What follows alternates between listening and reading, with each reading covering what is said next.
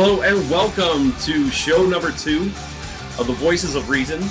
I'm Ryan once again, and we have John, Sam, Nick, Andy. welcome. We hope you guys enjoyed the first show. We're going to change the format a little bit. We're coming at you from the house that Stoyan built. I didn't build. I bought it.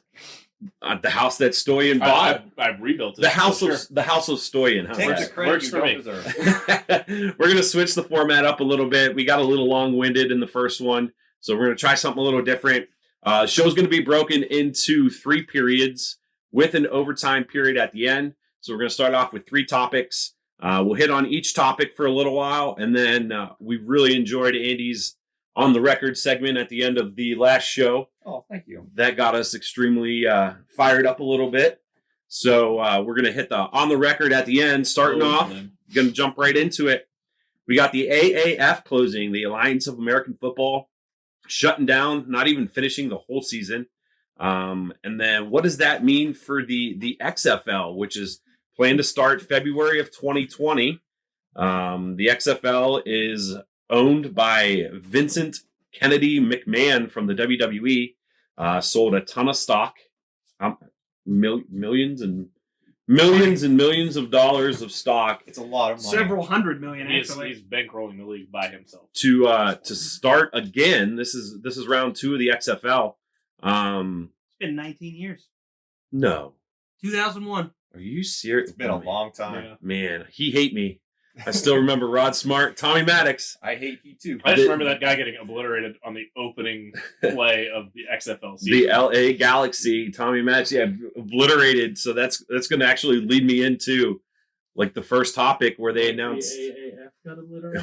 Oh, first topic. The XFL is actually going to allow people like guys straight out of high school to play in the XFL. There's going to be no college necessary. You hit 18, you're eligible to play. Good idea, bad idea? What are your guys' thoughts? It's definitely an interesting idea. You've got guys like Trevor Lawrence, after the national championship this year, who, some people are saying maybe he's already ready to play professionally. There's a league in the California area, the Pacific something or other league, Pacific Sun League, something like that. What's his name? Wide receiver for the Broncos, long time ago, white guy. Was Stokely? Walter? Ed McCaffrey. Ed McCaffrey, yeah. He's got some sort of administrative position with... I know, I couldn't think... No, I think it's amazing you say white receiver, and we're all immediately easy to throw the 4 names out of white successful receivers in the NFL. Joe Jurevicius. Wayne Trebek. But he has some sort of, I believe he's got some relationship with that league where he was talking about even, looking at guys like Trevor Lawrence saying, instead of potentially hurting himself playing 2 more years of college ball where he can't earn anything, offering contracts to, young guys so they can make money instead of finishing school, finishing their college careers. It kind of leans itself into what they thought the AAF was going to do and even kind of be a feeder league into the NFL, because you've got guys playing 1 year of college football, going to play the XFL for 2 or 3 years, and then the NFL saying, oh, by the way, we can pay you more. Come on. It's interesting. Not a good idea. A lot of boys aren't grown at 18, but... Do you think there should be, or do you think there is going to be some type of physical exam or something along those lines to say, hey, you are able to come in, or a team just going to be like, yeah, let's give it a shot and see what happens? I think you're going to have not only a lower end of the scale, you're going to have an upper end of the scale. You can't have an 18-year-old quarterback behind 18-year-old lineman with a 26-year-old linebacker coming up the middle that outweighs everybody by 60 pounds and is going to rip someone's head off. I don't think that's realistic. As far as the actual allowing 18-year-olds to play and get paid, I'm okay with that, because you see a lot of people, the NCAA topic has been bounced around for the past couple of years. A lot of these kids go to college not to get a degree, but to play football and to raise their draft stock. So from that perspective, like Sam said, why not get paid to do it and lessen your risk? Well, here's the thing. I don't think that it's going to matter at all, and this is actually kind of an irrelevant talking point, only because if you think about the grand scheme of things, we're currently 0 for 2 in the last 20 years of secondary football leagues. Now, the XFL lasted one season. The AAF lasted, I think, more than we all thought it was going to. Not even a full season. And I don't see this being any different because between the AAF was meant to be a feeder league. It wasn't going to rely on ratings and ticket sales. The XFL is absolutely going to rely on ratings and ticket sales. I think it would be a bad career move for people to assume that they have a jump start in the XFL. They're better off going to college. So here's my thought on it, because to kind of counter what you just said, Andy, the AAF was never designed to be a feeder league for the NFL, at least from the NFL standpoint. They couldn't have cared less about the AAF. The AAF sort of assumed that the NFL would adopt them as almost like a developmental league for players that are kind of on the fringe or need more work or what have you. But at the end of the day, as a private entity, the AAF was destined to fail because you're going up against the most popular and most powerful sports league in the world. And I get it. They've kind of had a loose alliance with it. But the second there was financial trouble, they kind of went knocking on the NFL's door, and the NFL was like, yeah, we're not home. Go away. Now, in terms of the topic at hand, I don't think it's very smart. And Nick, you kind of contradicted yourself a little bit. You said that the XFL is going to be a better option for these kids to kind of develop. How is that possible when in the NCAA, you're going to have peers of your own age or within a couple of years, where in the XFL, as you alluded to, you can have an 18-year-old quarterback getting gunned down by a 35-year-old outside linebacker every day? I don't know if that's the kind of development I was speaking of, but I think as a development as just a football player, I think if you just have some limitations based on who can play in this league and what they can do in this league, the NCAA is, let's not sugarcoat it, they're the most corrupt thing in sports. Agreed.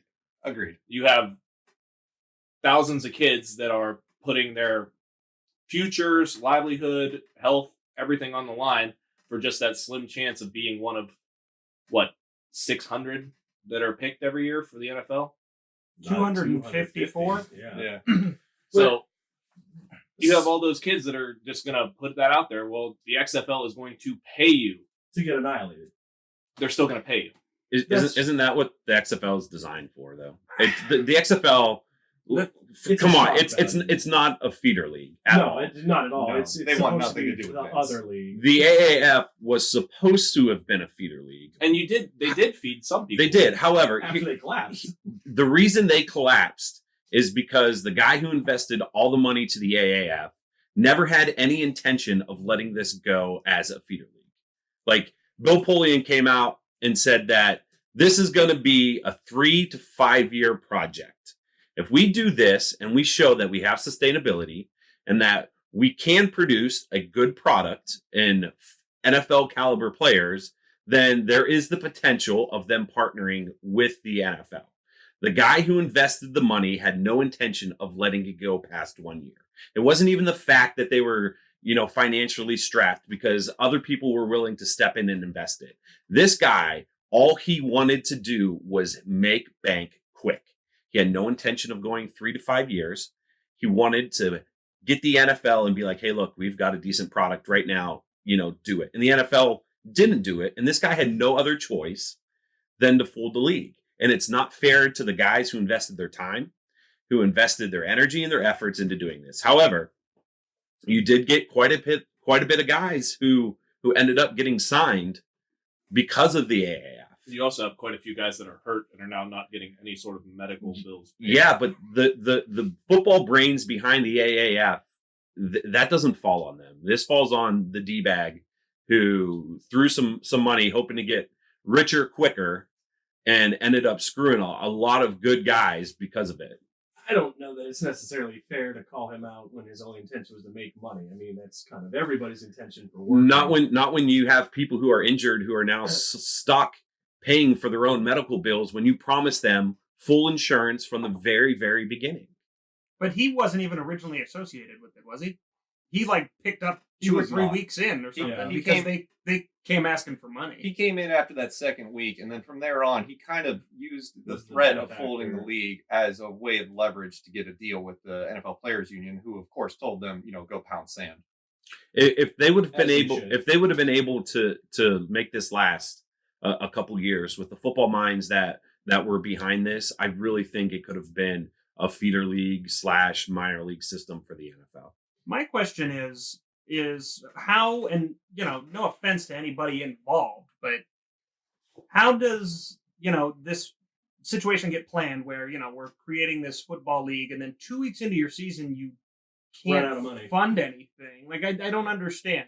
Was planning bad? Did It's people Brian jump Satina style ship? budgeting there. Well, look in the stands. There was nobody at the games. No, the first week they had a decent amount of people at the games. I think they had more television viewers and more people in the stands than That's they 'cause it was initially expected. football, period. They were going to get the They were viewers. banking on the fact that people like football, but in reality, people like the NFL. It happened to the XFL their first try. And They it's going to re- happen again. Really good the first couple weeks, and then you saw it tape. The interest tapered off. Well, the Well- XFL got hosed in the when their production truck went down. If anybody watched the 30 for 30 special, very well done.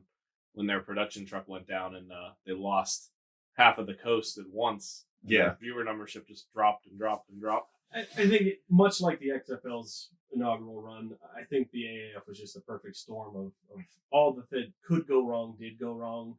From a financial standpoint, it just, maybe if they would have had more of a 3-year plan to kind of make it work, it could have. But this was never going to be anything more than a way to watch football when the NFL is not in season, in my mind. Now, had they actually partnered with the NFL from the get-go, from the jump, and said, like, hey, this would be a great way to develop some rookies or veterans or kind of be that bridge between the NCAA and the NFL, that would have been a tremendous idea. Would it have garnered any type of revenue? Absolutely not. We're talking NFL Europe style of a league where it's a minor league system. It's not for ratings and revenue. It's for development. The fact that the NFL hasn't had a developmental system since the early 2000s when the NFL Europe kind of disbanded. They had a really cool 2008. It shows you exactly. They don't care about that. You're supposed to kind of develop on the run. That's why you see so many rookies struggle early on, but then even later in the year, they've kind of found their niche a little bit more. Well, So I don't think the NFL particularly cares to partner with anybody other than a TV network that's going to get them billions of dollars. Well, let me ask you a question then. What was tremendously different between the AAF and the NFL? Nobody cares about the Garrett Gilbert But and Tom Brady. but why? I mean, yeah, but because you can't do any. No matter, there's not a sport alive, save for maybe European soccer leagues, that are going to come near the NFL's level of popularity worldwide. Just you could have an NFL and an NFL junior, and the NFL will still win 11 times out of 10. You've got whether it's the shield, the letters, it's everything. The NFL has the most galvanized reputation of any sports league, for better or for worse, and this was never going to be a viable option. I think that's true. I think the other part of it is that to be a fan of the AAF, you sort of have to be a fan of the game and not just your team. Football fandom is fickle.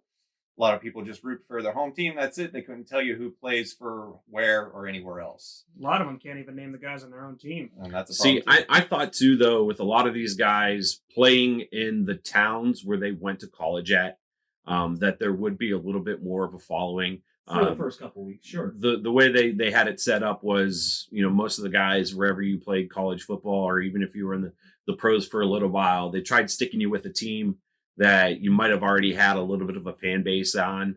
I don't know. I thought it had a lot of potential. I was kind of disappointed it closed. I watched every game, whether it was on the app, which was really cool. They had sensors in the ball and that was on the fantastic. players and that kind of stuff. And I think you're going to see the NFL borrow a lot of that, just like they without did a doubt. with the first season of the XFL. The Skycam, that flying camera was the first thing. XFL started that. The NFL didn't have it. what was the one thing we were talking about in the group text the other day? Was it with the kickoffs? Oh, Where there's like 50 guys on the field? yeah. The 2-point overtime. conversion. 2-point conversion. Overtime. Or Yeah. overtime? One of those two. Overtime from the 20-yard line on each side or something like that. Yeah. And then it's a mad rush to see who can get across the goal line. That's- Which worked It so was- well the first time. I think it the was opening kick. the way that it was the overtime was going to be set up where both offenses and defense would be on opposite sides of the field, defending a goal and trying to score, and it was the first or best of 5 conversions.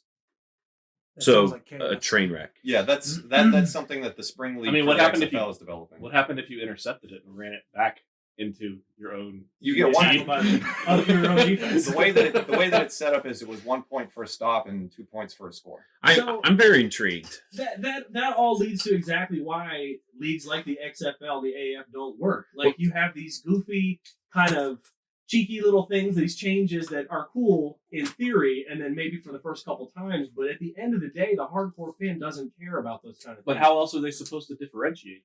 Why do you want to different? Why people Different- want you football? can't.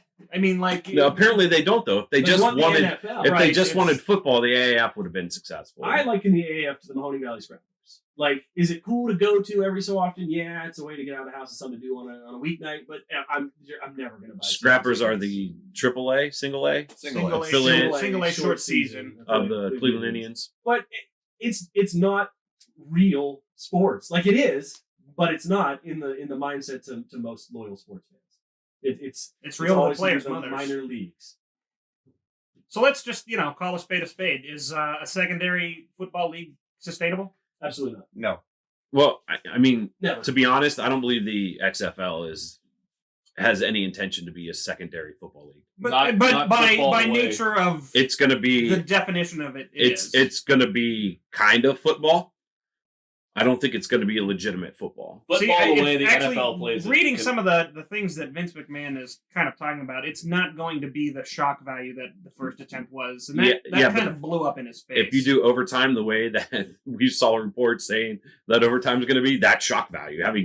Having your offenses and defenses both on the field at the same time, that's Until shock a dozen value. players get hurt on one play. well, and that's kind of In like that week one, whole and it's done. the first football scrum of the first XFL game where the guy tore his ACL or which something. pretty much was the nail in the coffin for them there because they But immediately it- scrapped that it- idea. I mean, having Jesse Instantly. Ventura on commentary too for the first one probably wasn't the best idea. or King and JR. It was cool, but I don't want to listen to them call football. But Vince McMahon also has his. He doesn't need to get a TV contract. He has his own network. Is What this if he is puts this going to be? XFL on the WWE? See, I think Vince is kind of distancing himself away from trying to get people to see it. Him as the WWE owner and as a legitimate It has sports no affiliation. Yeah, it's through it's- Atlas Sports, which is his his sports marketing corporation. See what I think is interesting too, though. Even we touched on it a little bit earlier. Every time someone else comes in, the NFL ends up taking bits and pieces of that and using it as their own. Like you mentioned, the Skycam. We had talked in the first our first show about the kickoff rules, the onside kick rules. How they discussed having it at the you get a 4th and 15, and then you go from there. Like the AAF developed that, thought of that, and then there were people inside the NFL who were pitching that up. So I think the NFL actually likes having these leagues come in. Yeah, because They they know can- they can't compete with them. Well, they can't, but they can be like, "Ooh, that's kind of a cool idea," and Yeah. they So, don't like- exist anymore. So ours now. So like Thomas Edison and Nikola Tesla. Yeah, there you go. do you think that? I mean, Meanwhile, there's a name drop. we're all anticipating a lockout. Oh, in 2021, without It's a doubt. at- So, it's do you happening. think that the XFL launching in 2020 is going to be Zero effect. no No. benefit at all? It's not going to make it to 2021. There's not going It's to be not any gonna games canceled. There might be a lockout for 4 days or a week. I think the XFL will go more than a year, just because Vince Vince McMahon's McMahon stubborn. doesn't want it. He's going to sell all of his stock in the WWE He just said- to make sure that this goes at least. He did 2 say he was years. willing to sell But- 500 million. That's a very good point. He may be desperate to not look Yeah, egg on his face twice. absolutely. Have you watched wrestling? I He'll don't make think his he money cares about back the in an hour with a wrestling pay per view. So Not the way that he wants it, though. I mean, he should just turn and sell it to like Steph and Hunter. That way he can buy it back off of him when this fails dramatically. Oh my gosh, that's Ric Flair's music. I think the other Terrible. thing too is you need Terrible. the XFL kind of looks like it's putting teams in places where there isn't football, which is nice. Is it, or is it going to that hurt? St. him? Louis team is going to go crazy. No, they're not. And then they're going to No. move to LA. They weren't crazy about the Rams when they were there. And then they're going to move back to St. Louis, and then back to LA. And then they're going to make it to the Super Bowl, and they're going to get their butts whooped by a superior New England team. So we'll just take that for a second and run with it. Are they really in cities that are different? I mean, there's San Antonio. Dallas, Houston, L.A., New York, Seattle, Tampa Bay. So they put them in big market. Big markets. I mean, but they should put a team in Jacksonville so there's a professional franchise there. Oh, you're not going to put a team in Santa Fe. You're not going to put a team in Wyoming because how about nobody's Truth gonna go. and Consequences, New Mexico? All right, and that'll do it. That's going to be the end of period number 1. All right, start of period 2. We're going to head into the NFL draft less than 2 weeks away. Was it a week from Thursday? Yep. Week from Thursday. Bold predictions, rumors. You guys hearing anything? What are your thoughts, Andy? So lately catching up with some of the top 30 visits and things that teams are doing as far as scouting goes, it looks like some of these teams are being extraordinarily bold with who they're saying publicly that they're into taking in the draft. So I don't know if it's all lies. A lot of the mock draft community right now is calling this time period the lying season. So silly season. Take everything you hear for a grain of salt. But it seems like the Giants aren't interested in a quarterback in the top 10. It seems like Tampa Bay seems to be really interested in a linebacker at 5. Kyler Murray is still up in the air, whether or not that's a bluff from Arizona. And I have a feeling that as much as the defensive players have gotten all the attention up until this point, I think this is going to be a little bit more of a draft that is going to have a lot of variety. We're going to see a lot more offensive linemen and wide receivers go in the first round than I think people would have originally thought. D-line heavy? Very D-line heavy. no running back. No running backs at all. Actually, that can be our first bold prediction is that there will not be a running back's name called on day 1. Agreed. I don't buy it. You Someone don't will take one. You think somebody will take one? Who? Baltimore. Josh Jacobs from Alabama. Yeah, but which team though? Green Bay. No. Yeah. No. And Philadelphia. Green Bay needs too much help other places. Philadelphia's going to Buffalo. Duke Johnson. There's a whole bunch of teams that can use running back. Who just traded for Jordan Howard? Wasn't it Philly. Philly, but- So they don't need one. They gave up nothing for him. Yeah, they gave up nothing for him, but at the same time, all the running backs in this draft have pretty low grades. I mean, there is no Ezekiel Elliott. There's no Melvin Gordon. Pretty much everyone. There's no game-changing back. Everybody's just Yeah. there. You're gonna. Rashad Penny went in the first round last year. Yeah, but that he didn't was turn out like a very third well, round but- projection. And Yeah. he didn't play by like week. Well, he got 6. hurt, but that's my point. Is projections by analysts don't mean anything. It's actually a very good. It's actually a very good take to assume that there will be a running back because somebody's going to do it. Like a lot of people don't think there's going to be a 4th quarterback taken in this first round. They think it's going to be Haskins, Murray, and Jones, and that's it. But there's always a possibility somebody's going to own up to it and take Will Grier or something. I was reading it. They're Drew talking Lock. about 5 going in the first round. Oh, that's too I rich. don't know who 5 is. I don't know who the 5th one would be either. Thorson, Finley. I've heard Greer. Thorson's 6th round at best. Wow. Clayton, we're talking So about. you like it. I hope he's not listening. We're talking about Clayton Thorson from Northwestern, correct? Yes, Yeah, he's 6th round at best. that's a bold statement. Yeah. Andy's just throwing bold statements out left and I right. love bold statements. What's your bold statement, John? I said it the other day. I think there's going to be a dozen defensive linemen taken in the first round. I think that's this year. This is probably the strongest crop of guys is the defensive line / those edge guys that were either outside backers in college or were ends in college and will be outside backers in the NFL. But I think 12 pass rusher / defensive linemen are going to be taken in the first round of the NFL draft. I just think that's how it's making itself up to be. How many Is from that Clemson? really bold though, considering the How many talent from available? Ugh, Kind of like a foregone conclusion. several. Right, So- 3 from Clemson. So At least 3. we were talking a little bit about Russell Wilson, and Gone. He's got until tomorrow to sign his big deal, and rumors are floating around that he won't be a Seahawk next year. Any chance of Russell Wilson not being a Seahawk at the beginning of this season? There's always a chance of it. I would love to see it happen. He's made no bones about the fact that he's getting the crap kicked out of him in Seattle and he's not enjoying it. His wife is in the entertainment business. She is a model. She's a singer. She's an actress. Obviously, she doesn't see the opportunity on the West Coast or she wouldn't be pushing him to leave. So I think that you're looking at Russell Wilson coming to New York. What do you do with Eli? Put Who up- cares? I was going to say, take him behind the shed. I mean, how many more years is Eli still in the contract? -1 is his talent. Russell Wilson is going Yeah, I to understand that, but from a financial standpoint, is it going to be feasible to bring on Eli Manning, have Eli Manning, and then bring on Russell Wilson? Russell Wilson is going to be your next Aaron Rodgers type contract. Absolutely. Oh God, you're out of your mind. I'm not saying he deserves it. But I'm saying I that actually believe that he is going to get paid. he's going to make it's gonna be a lot of money. ridiculous amount of money. He made a Seattle Seahawks team who was garbage relevant for many years. No, They won a Super Bowl. No, stop it right there. Two- Stop it two right They there. could have won Three 2 Super words. Bowls. Legion of Boom. Russell Wilson Yeah. is the most overrated quarterback in the NFL right now, period. That's my bold statement. No. The Seahawks Wow. were crap with him. They'll be crap without him. No. If they didn't have Cam Chancellor, Richard Sherman. The last couple and- years, they and haven't Earl had those Thomas. guys who were. And they've been garbage. Yes, but the only reason they've been competitive and They don't have a almost. quarterback. How is that the only reason? They're terrible. I understand that. terrible. He has made it so that they have chances to get into playoffs and has single-handedly kept them in games with his quarterback play. Don't And agree he's- with that at all.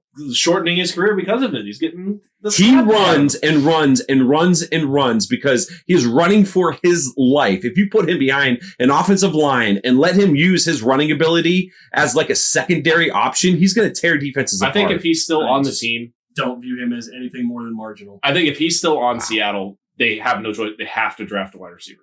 Have to. No, offensive Right, line. yeah. No, they have to offensive give line him for somebody to get rid of the ball to. It doesn't matter if you've got the best receivers in the world if you don't have more than a He can second get out of the throw. pocket and buy himself Right, time to apparently throw. his but running somebody's going ability to is catch a it. detractor, but also a benefit to him. I never said it was a detractor. You It is a. said he's running for his life, but he uses his running ability as He is running weapon. for his life. If he didn't It's have part that, of his game.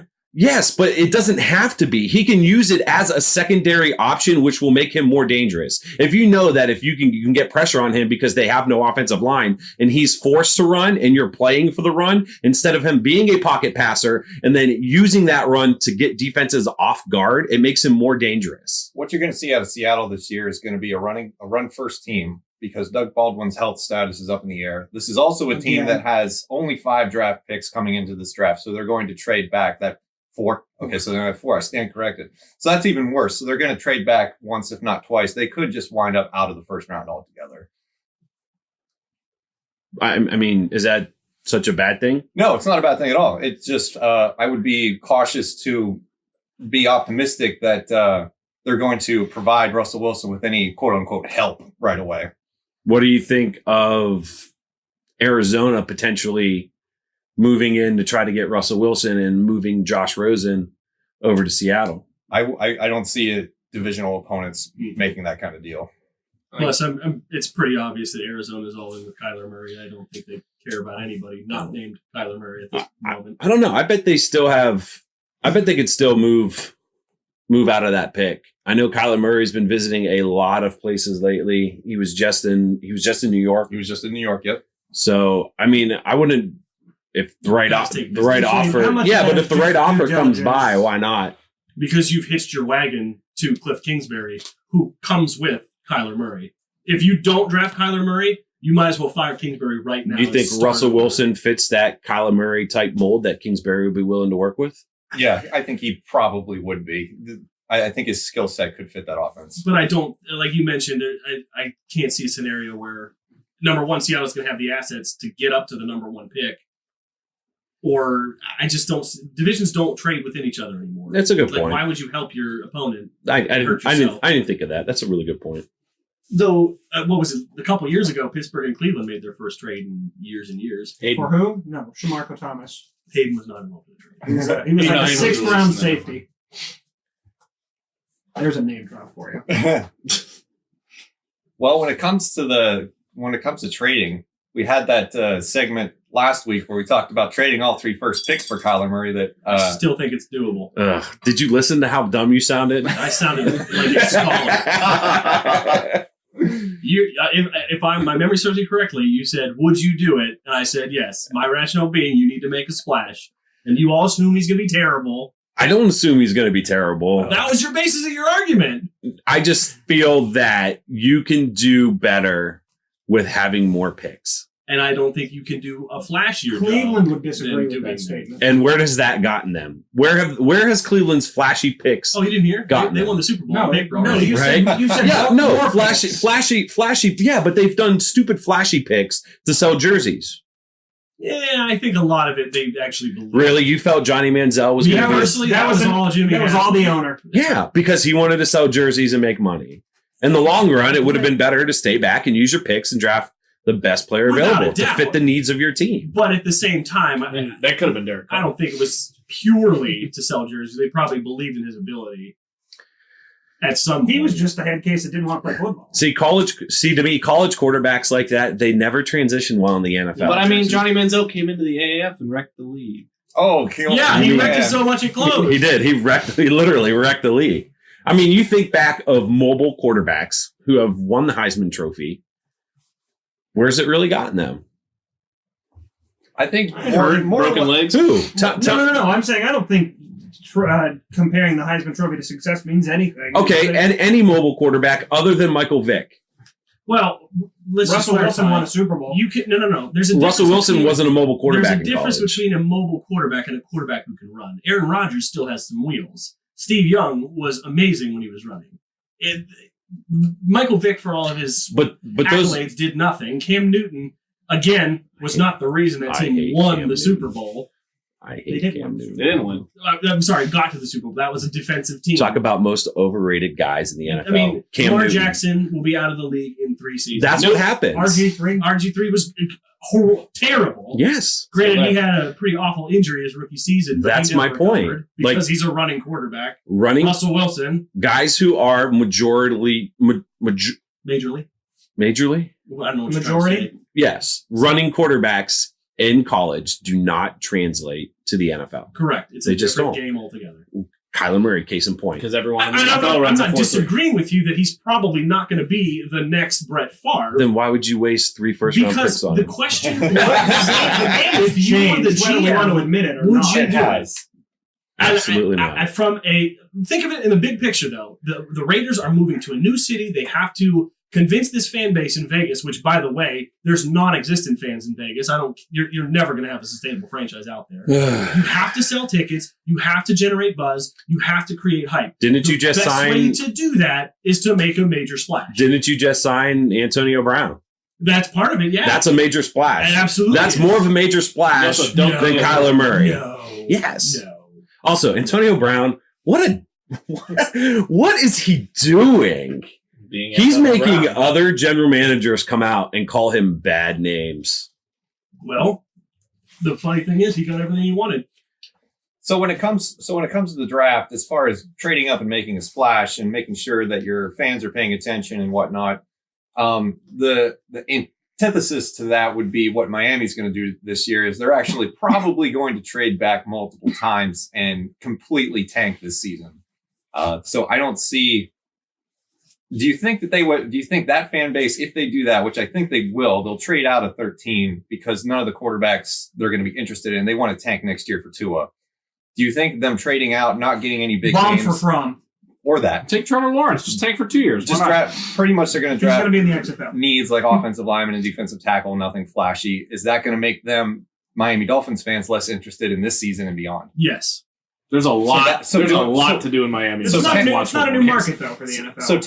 So tanking now to build for the future is a mistake. Not necessarily. So I get what you're saying. Mhm. Miami, here's the thing with Miami. There's so much to do down there. Granted, the Dolphins have a much better fan base than, say, your Jacksonvilles and your Rams and so forth. But Miami's got so much outside of football to keep these people happy. So is it the most hardcore football city? Probably not. Their quarterback room outside of Ryan Fitzpatrick is abysmal. So good luck with doing anything this year, assuming he stays healthy, which is, kind of a huge He's going to play question like mark. 3 really good games and then Sure, drop absolutely. off the face of the- I mean, I get it. They're gonna, like Andy said, they're gonna draft the unsexy stuff, the guards and the D tackles and the run stuffing guys that ultimately help you win games, just not in a flashy manner. So You threw that in because I side-eyed you, didn't you? Not in a flashy manner. I think it's I honestly think that them tanking this year is a brilliant strategy because I think they're doing it because Tom Brady is gone. Going to die soon. He's going to be done, and that division is going to be wide open. Nope. It's going to be Jets. And I think that's Miami, the boldest statement of the day. That is Jets the will statement beat of the Patriots. day. Not with Darnold. Oh yeah. No. Yeah. No He's way. good. No, he is not. They will reign the AFC East for the next 5 to 10 years once Brady's done. God, I hope I not. think 2 years. I think after the Patriots run is over, i.e. Belichick and Brady are gone, I think the division winner out of that every year is going to be 8-8, 9-7. Well, it's never going to be Buffalo Oh, it will be because Buffalo. they're terrible. They'll Buffalo's, always be Buffalo's terrible. defense will keep them afloat. I love what the Jets are doing. I think they're I'd be lying if I didn't say I was excited about Cleveland as a homer, but I really like what the Jets are doing from a core building standpoint. I think offensively they still have some things to do, but you bring in a guy like Le'Veon Bell, you bring in a guy like Sam Darnold through the draft, you've got a lot of quality pieces around him. That defense still is pretty good, especially on the back end. I mean, they keep signing defensive end after defensive end after defensive end. I tell you right, watch out for the Jets. I think they're going to be better than advertised starting this year. Who's Darnold throwing to? Quincy Enunwa and Robbie Anderson. Who? Yeah, my point exactly. I mean, go ahead. Quincy Enunwa missed a good portion of he missed the the whole whole season last year. I think previous Aaron year. Darnold is extremely, Sam Darnold, excuse me. I think Sam Darnold's really overrated.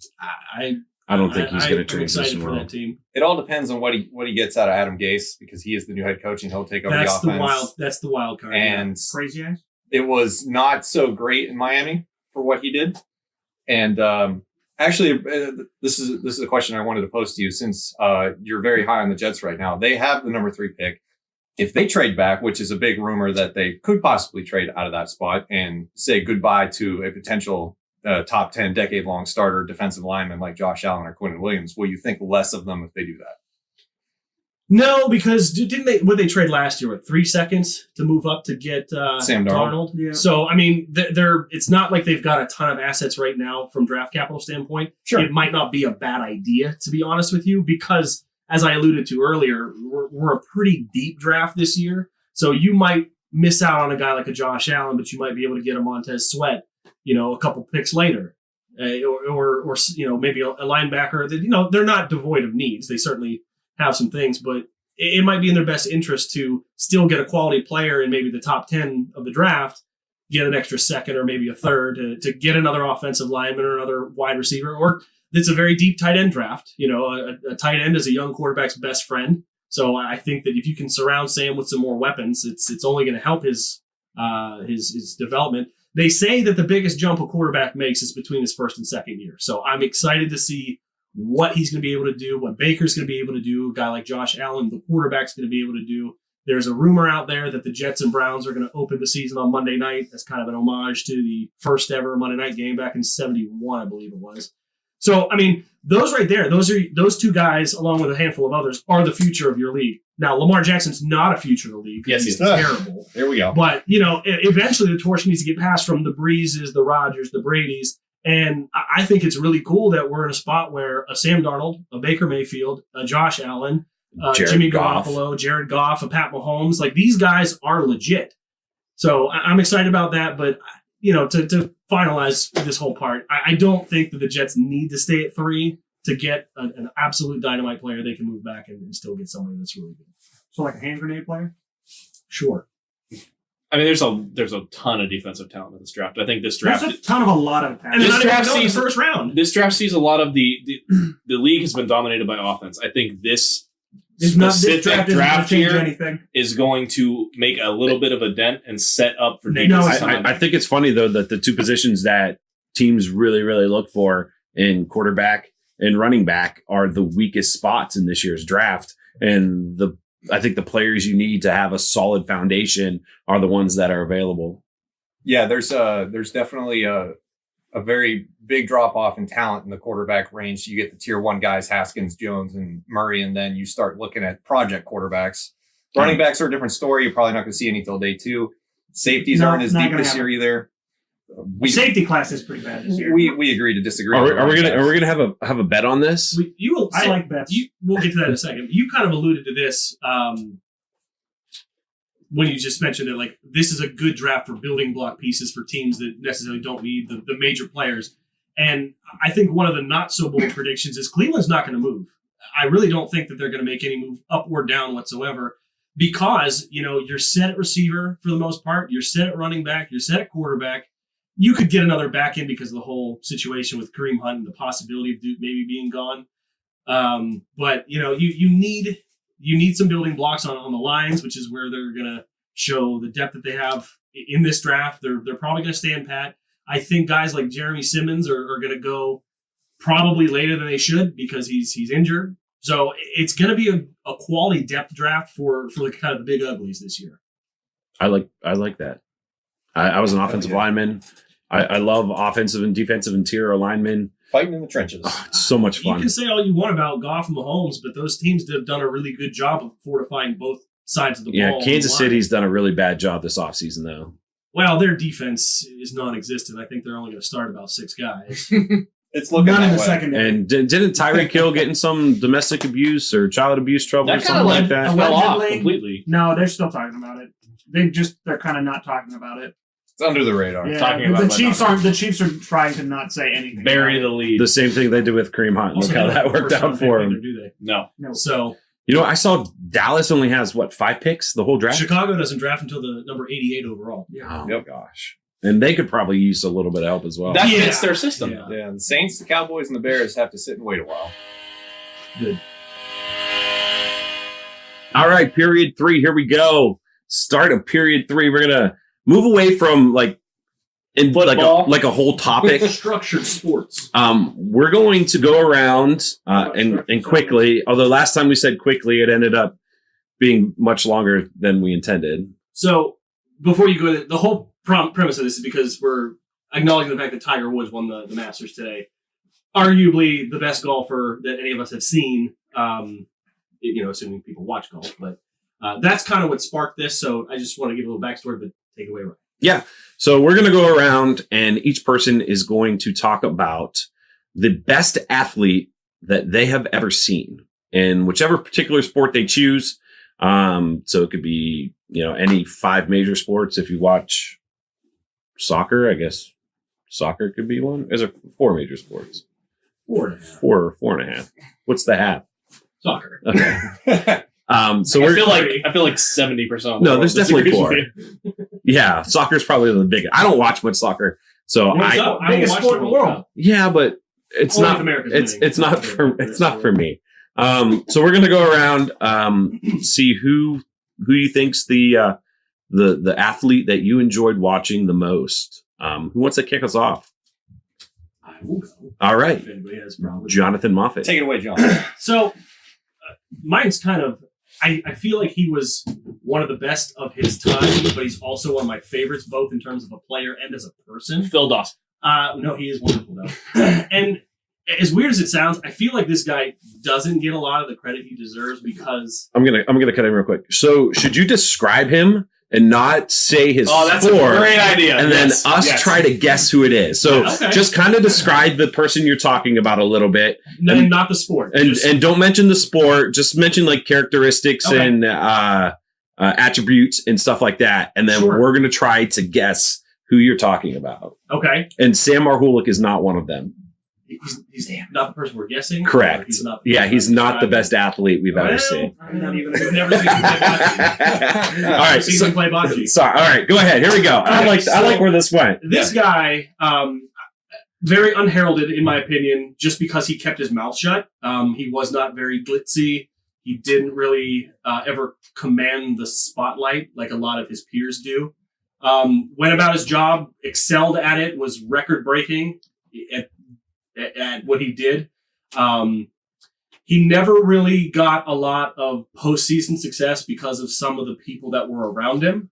Really good guy. I feel like off the field, he'd be a cool guy to hang out with just because, again, his demeanor's very everyman. He didn't really command a lot of the, like, look at me. In fact, he sort of shied away from the spotlight. But really good guy. I kind of got into watching this sport later on, so I didn't get to see a lot of peers that may be considered better than him. But for my money, he's the best at what he did from what I got to see. I'm so intrigued right now. Very, very interesting. Well, he said field, so in context, that eliminates a couple things. So it wouldn't be basketball or hockey, and John No. doesn't know hockey. Bubba Wallace. That is a negative. So I have an idea. I have a structured settlement. And I need cash now. Who is Peyton Manning? Negative. Who is LaDainian Tomlinson? You are 100% correct. Yeah. Way to go. I think that, And I agree with you 100%. you know, he was always on those Chargers teams that were good, not great. He was always sort of tied to Phillip Rivers for good or for bad. They didn't really have a lot of offensive pieces around those two. It really, and this is going to sound really cliche, but it broke my heart when he went to the Jets because he seemed like one of those guys that should have played for one team his entire career. Really just gave his heart and soul to the city of San Diego back when the Chargers were there. For my money, like I said, probably the best back I got to see because I didn't really see the Barry Sanders or the Emmitt Smiths because I didn't really watch the NFL in the early to mid to late 90s. I kind of got a late jump with it, but I remember the season when he broke the rushing touchdown record, which, correct me if I'm wrong, was the season right after Sean Alexander did, or was it reversed? Sean Alexander broke his record. Sean Alexander was 2005. I think LT was 2007. Okay, Yeah, I think so that's correct. It was a couple years. he broke the record shortly after Alexander had broken it. But, great guy. I remember the time that he got really frustrated with the Patriots when the Patriots had beaten them on San Diego's home field. And that's really the only time you ever heard him talk at all about, the respect card and kind of he deserved more than he got. And then I remember that when he got hurt in the one playoff game and he kind of had to sit on the sidelines, a lot of people kind of piled on him for no reason. The football players, I guess, kind of have that anonymity factor built in. So it was 2006. Thank you. Yeah, Alexander was 2005. Tomlinson. Yeah, I thought it was the season. Yeah, right Tomlinson after. broke it the following year in 2006. So the NFL players have kind of that gift of anonymity behind the helmet. And I think he relished in that because I'll never forget him sitting on the bench with the big, parka on him he always wore the dark visor so you could never see his face. So that was kind of hard to watch, but I mean, great dude. Just seems like a really class act kind of guy. He's involved with NFL Network now, and he does a lot from the media. I don't Really think dude. he's as good at the NFL Network as he was on the field. Oh, I agree entirely. Yeah, that notwithstanding, That whole show great player with Sharp and LT and Dion is just it's hard to watch sometimes. Agreed. All right. So yeah, he goes down as probably my favorite NFL player not playing for my team. Awesome. I like this segment. This Who wants to go is gonna next? be good. Any takers? If not, I will. Okay. Okay. All right, Andy. All right. So Nomar Garcia Para. I love the name drop, but no, I actually did not approve. His name of- is Ramon. Spelled backwards. I did not approve of him being a shortstop. Anyway, What was his dad's name? The more you know. So I had to really think hard about this because I have a lot of players that I really like, and to signal out one of them was actually kind of difficult. But I think the choice that I made is good for me. So without giving it away, so the clues that I can give you are that this guy was super dominant at what he did, a lot of success, postseason success. He was intimidating, probably not a guy that you're going to want to go have a beer with, not a bad person, but maybe wouldn't be super fun to hang out with. He had one stint in playing for a team in New York that didn't go very well because he couldn't handle New York media. And he's had some, also some, what do you call it? Like, individual accolades tied to him, that, are very rare. And, that's about all I can really give you. He's got one famous clip on the internet. I know who it is. One super famous clip on the internet. I And know who it is. if you guys want to guess, Go ahead. Allen Iverson, no, Randy Johnson. Randy Johnson is correct. the pitcher. Yes, the pitcher. I would totally have a beer with Randy Johnson. I don't think he'd have a beer with you. The big Well, no, unit. he absolutely would. But we're both left-handed, so that might be my in. Yeah, because I was thinking about it and I was like, wow, like what person have I seen in my lifetime that I can bestow like such an honor on? And I almost picked Mariano Rivera, but he plays for the Yankees, and I hate the Yankees. So I Andy's couldn't do that. overrated. My baseball glove that's in my truck has Randy Johnson's signature on it. I just So want to throw this out there, not to cut you off. But sure. Randy Johnson is one of the reasons why the Arizona Diamondbacks are my favorite baseball team. As that's a great reason to, because that was He was sort one of of those three guys that just yeah. Because I didn't really pick up on him until after he left the Mariners, and I was a pitcher in high school, and I always tried to emulate things that they would do in the majors. Not so much their windups or anything like that, but just how they would handle and control the game. And I always found and kill birds. any time that he was on the mound fascinating. If you were pitching in high school and throwing like Randy Johnson, you would be pitching today. Possibly top 5 best sports mullets ever. Also. Oh, no, without question. Also, have you ever seen Randy Johnson and Alan Jackson in the same room? Because I think they are doppelgangers of each other. I couldn't tell you. Alan Jackson, That's the a country- The very- country singer, Alan Very Jackson. plausible Yes. conspiracy theory. Johnson may have the height factor, but Oh, that's true. That's a distinguishable feature. he was like of him. what 6'8". Yeah, Yeah, he was a big. towering giant. Yeah, I remember he was in Rookie of the Year, was he not?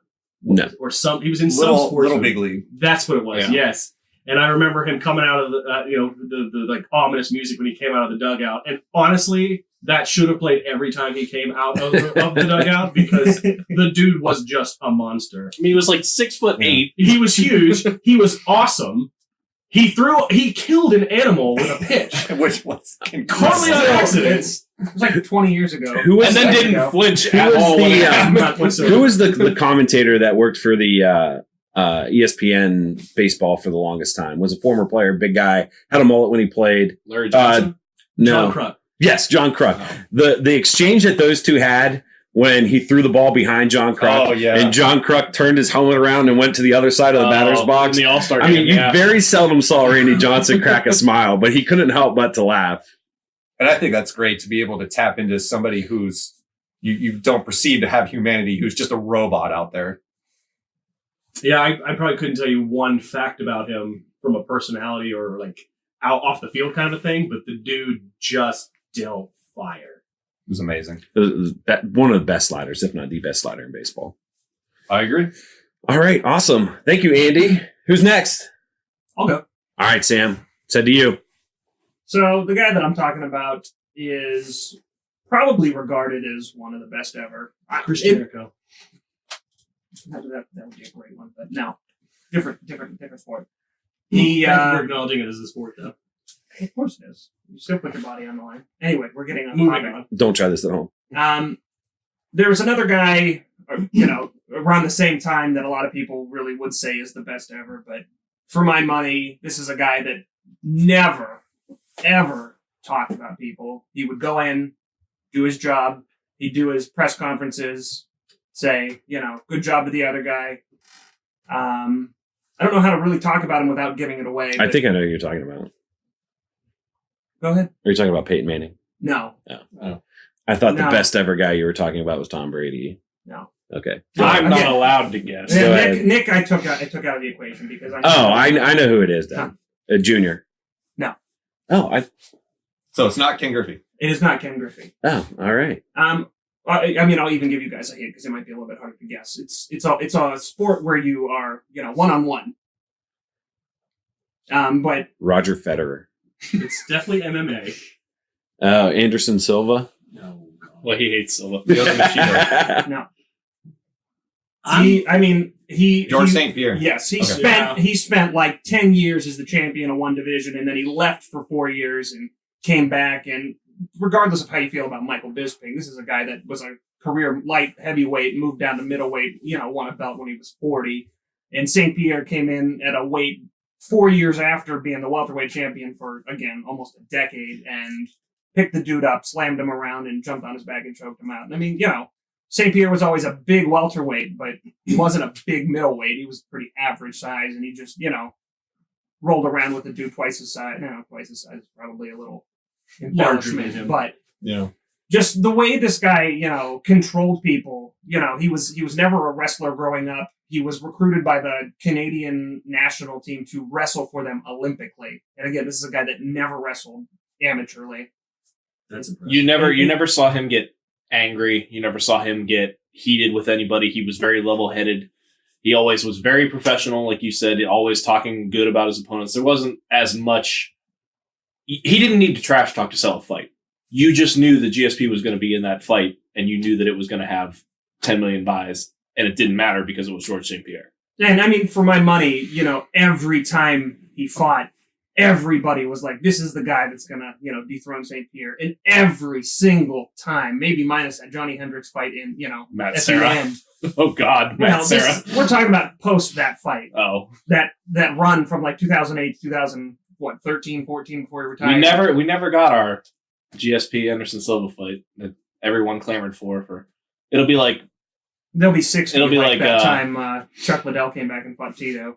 Oh gosh, it'll be like a Mayweather fight. We'll get it 10 years after we should have. But I mean, for my money, yeah, greatest mixed martial artist that's walked the planet. That's an excellent choice. For what little I knew or watched with MMA when I was introduced to it, he was actually one person that I was like, oh, if I had to pick a favorite fighter, it would probably be this guy because he sold me on his skills and not the persona.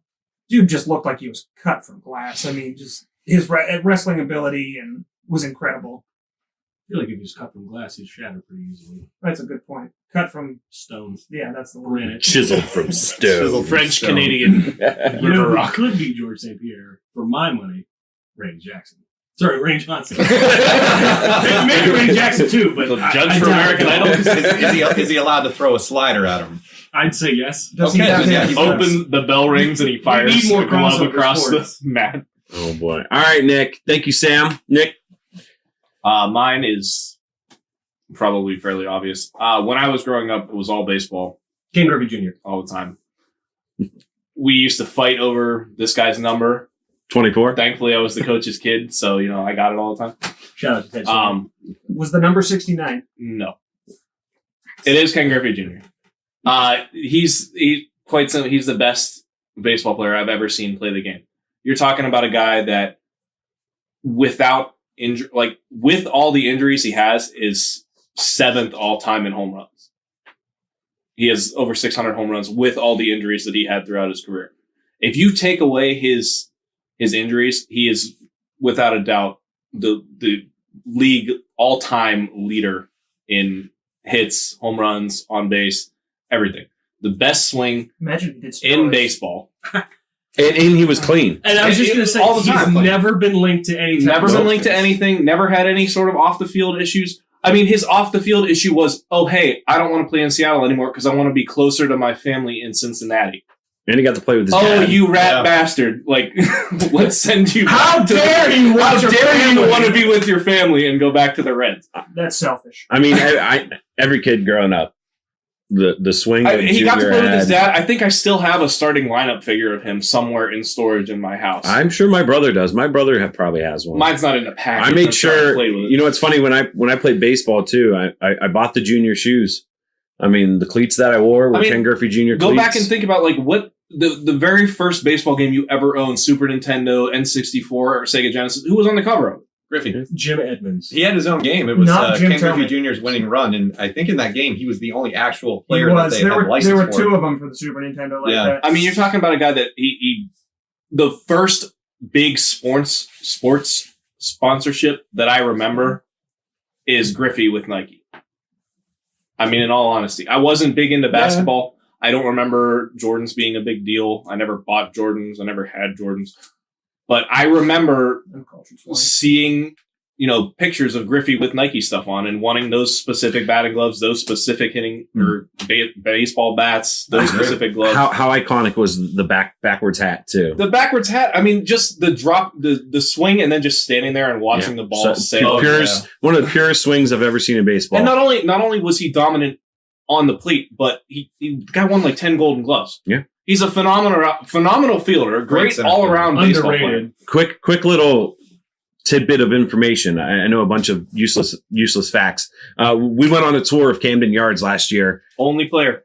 and Only player. I mean, it wasn't during a game, nonetheless, but he's the only player to hit it off the warehouse in the air. in Baltimore. No kidding. Yeah. That's So awesome. in between the warehouse and the back part of the stadium, they have plaques on the ground where every single baseball hit that has been hit out of the park. I've heard of that. And it's got the distance, the player, and the team he played for. and the only one up on the building is Ken Griffey I Jr. think it was a 94. It was during the home run or derby, something like yeah. that. How far up the Still, building? that's quite It impressive. was probably 7 or 8 feet up the building. I mean, it wasn't but what you don't see when you watch a game Right. is the amount of distance in between where the stands end and where the big building starts. It looks closer on TV than It is. does. It's a decent amount away. Boy, that's a great ballpark.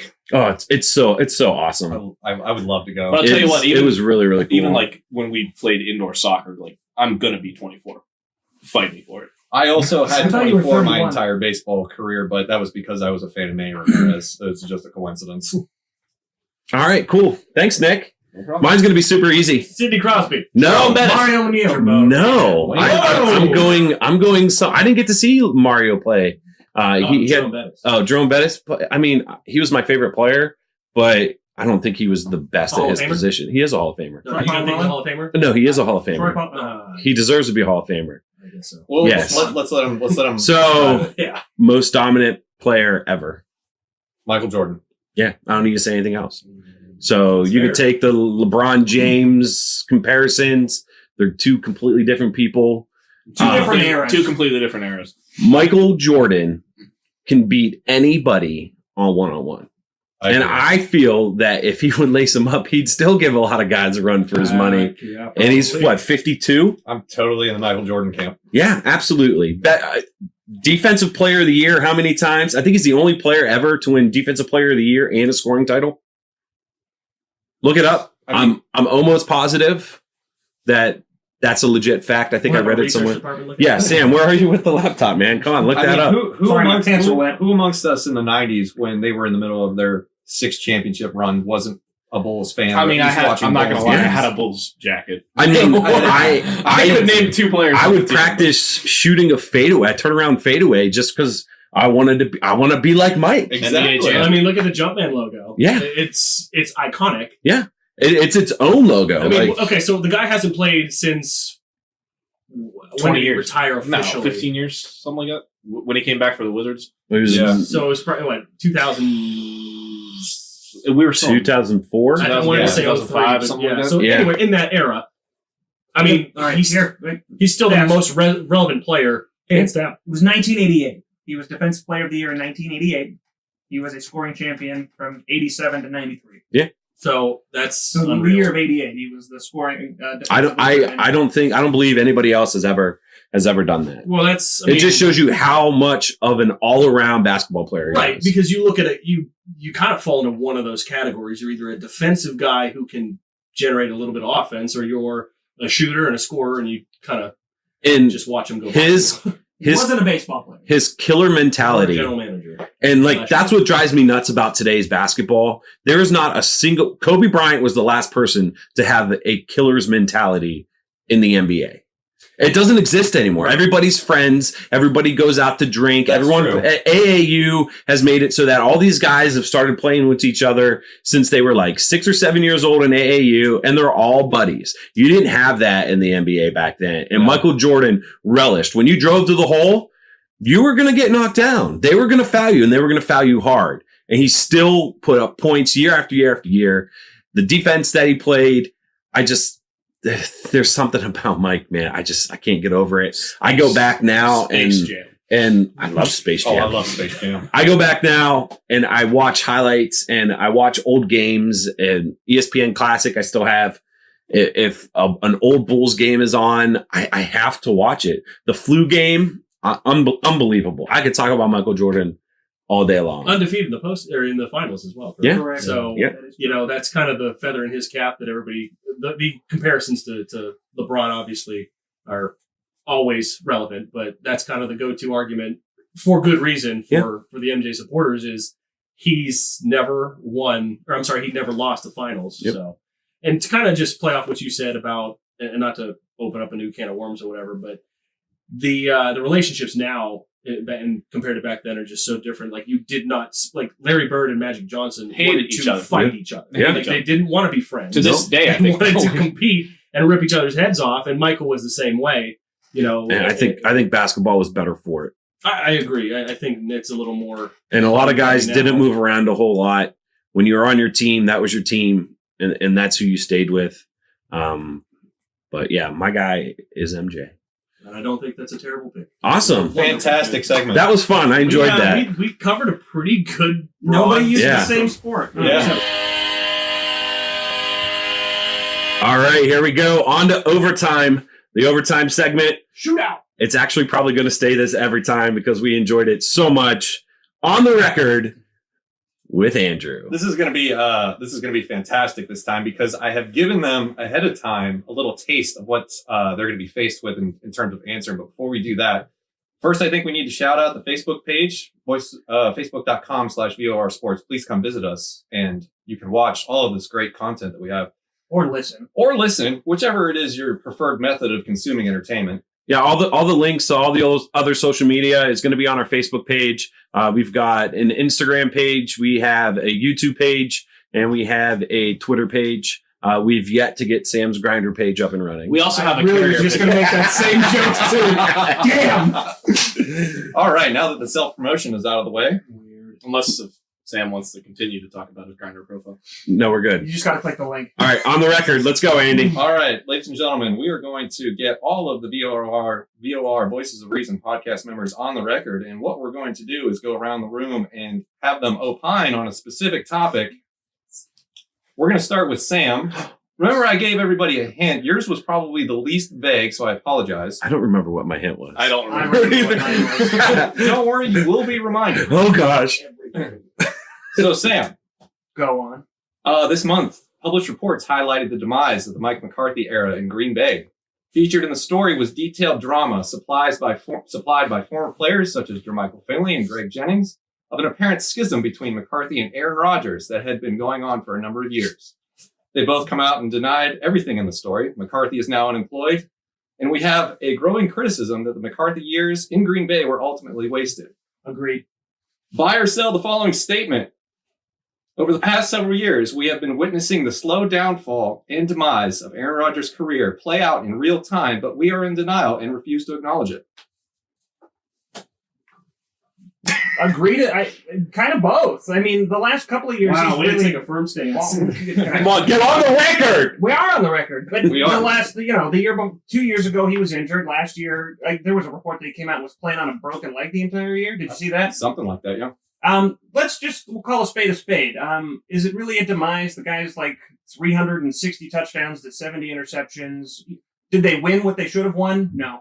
Is that all on one player? I mean, McCarthy built kind of a clunker on defense. Aaron Rodgers has, succeeded with receivers like Greg Jennings, who went on to do what, where? Nothing. Nothing in Minnesota.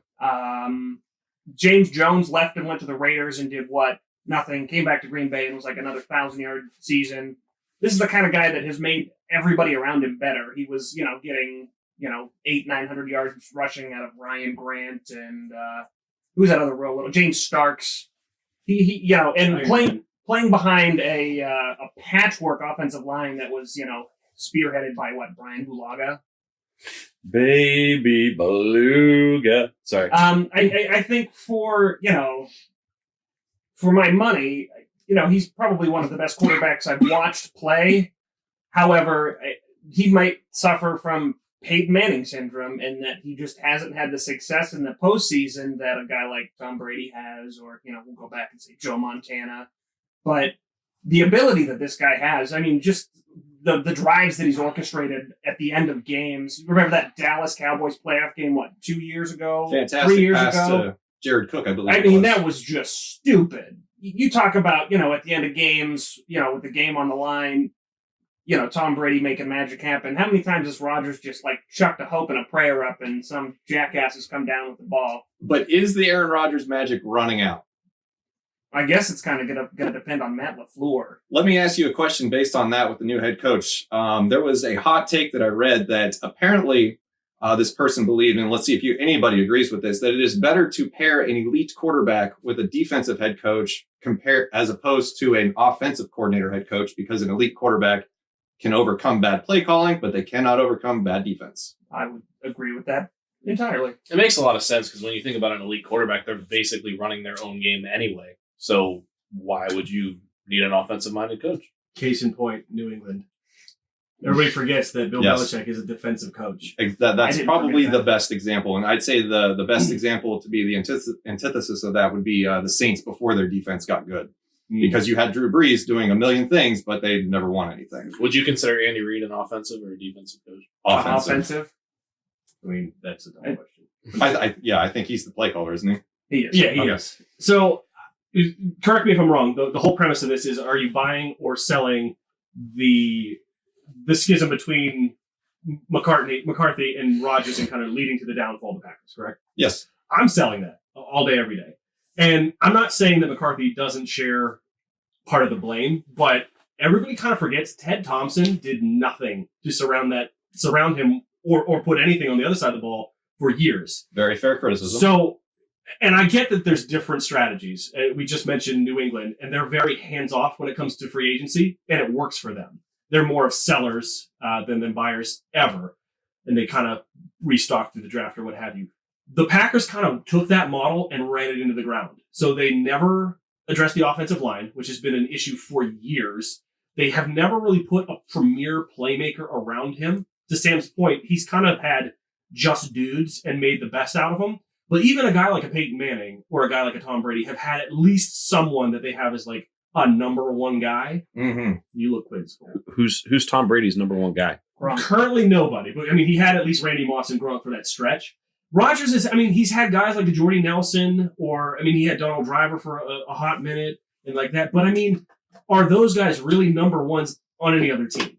You know, Jordy Nelson, granted, he went to Oakland and was I think it was 100 years old. It was but- too late for him. Sure, but I give credit to Rodgers for kind of getting the most out of these guys that probably peaked in Green Bay or overachieved in Green Bay because of Rodgers' ability.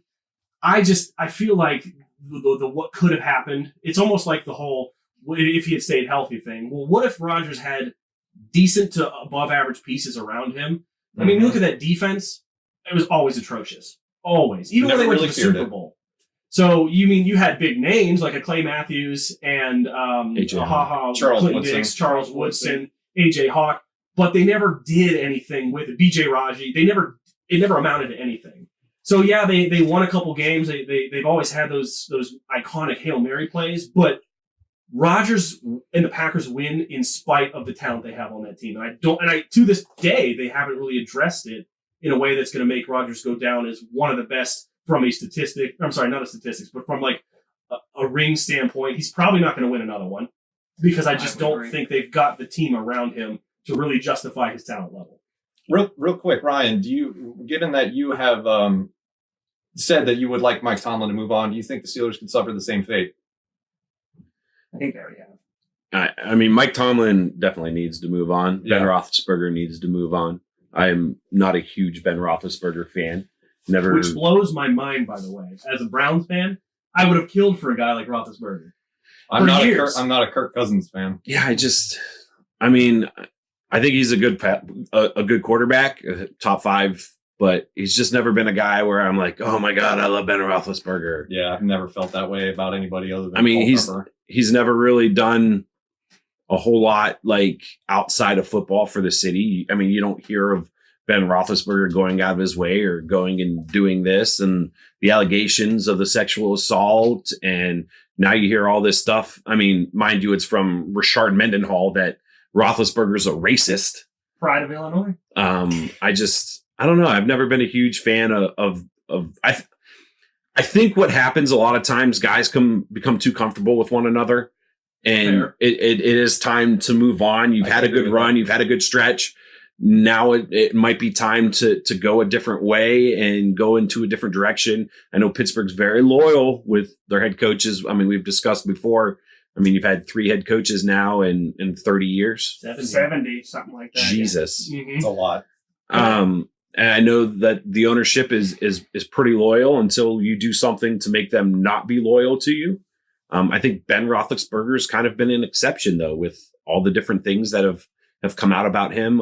And a guy I went to high school with, Mike Kokel, played with me in high school, ended up going to the University of Miami and was Ben Roethlisberger's backup, and said he was an absolute dick.